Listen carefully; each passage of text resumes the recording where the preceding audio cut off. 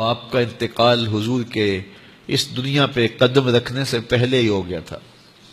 ابھی شکم مادر میں تھے کہ حضرت عبداللہ کا انتقال ہو جاتا ہے. در یتیم پیدا ہوئے ہیں. 6 سال کی عمر میں ابوا کے مقام پر ریت کے ٹیلے آئے تو وہاں سیدہ آمنہ کی طبیعت خراب ہو گئی، اور پھر لمحے بھی زندگی کے آخری ہیں. سیدہ آمنہ نے محسوس کر لیا کہ یہ میری آخری سانسیں. سیدہ پاک نے حضور کے سر پہ ہاتھ رکھا اور روتے ہوئے کہا کہ بیٹا، ہر نئی چیز نے پرانا ہو جانا ہے، ہر باقی نے فنا ہو جانا ہے. میں بھی جا رہی ہوں. وَذِكْرَ بَاق وَوَلَدْتُ طُهْرًا، لیکن میرا ذکر نہیں مٹے گا، اس لیے کہ تیرے جیسا ستھرا بیٹا چھوڑ کے جا رہے ہیں. یہ آخری لفظ تھے سیدہ پاک کے کہ سیدہ آمنہ سلام اللہ علیہا کا انتقال ہو گیا.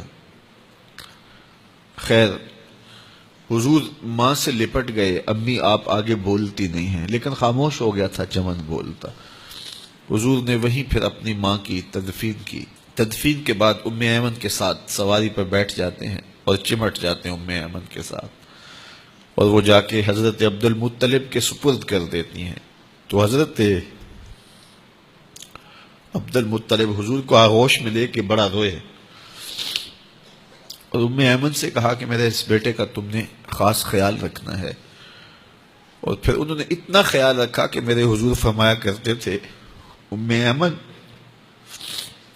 میری ماں کے بعد میری ماں ہے. 2 سال کے بعد حضرت عبد المطلب کا بھی انتقال ہو گیا.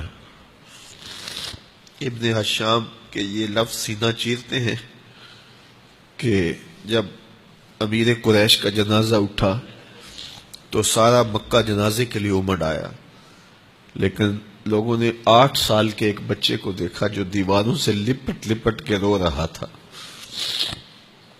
آج یہ سہارا بچھن گیا تھا. پھر چچا کی کفالت میں آئے.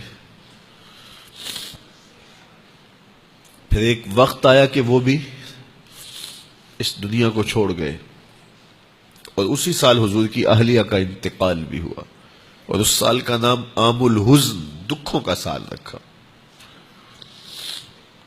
اہل مکہ نے جو سلوک کیا وہ کسی سے بھی مخفی نہیں ہے. پتھر مارے، گڑھے کھودے، کانٹے بچھائے، اجریاں ڈالی، اپنے گھروں کے کوڑے لا کے حضور کے گھر کے سامنے رکھ دیے.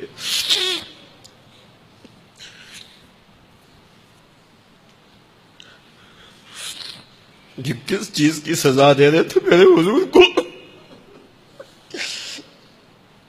میرے حضور علیہ السلام نے پھر طائف کا سفر کیا کہ شاید وہ لوگ میری بات کو سن لیں، لیکن انہوں نے جو دردناک سلوک کیا وہ بھی تاریخ کا ایک انتہائی دردناک باب ہے. انہوں نے اوباشوں کے ہاتھوں میں پتھر دیے، اور جس راستے میں میرے حضور نے گزرنا تھا ان کو اس راستے پہ کھڑا کر دیا اور کہا ان پہ سنگ زنی کرو. اور وہ آقا کریم پہ پتھر مارتے، حضور کے پاؤں پہ پتھر مارتے.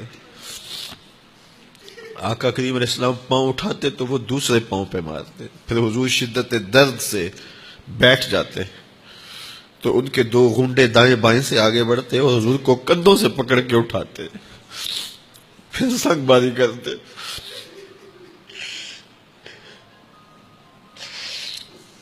نالین حضور کے خون سے بھر گئے. عذاب کے فرشتے حضور کے پاس آئے کہ اگر آپ بد دعا بول دیں تو ابھی ہم ان پہاڑوں کو جوڑ دیتے ہیں اور یہ طائف کے لوگ پس جائیں گے. ان پہاڑوں کے درمیان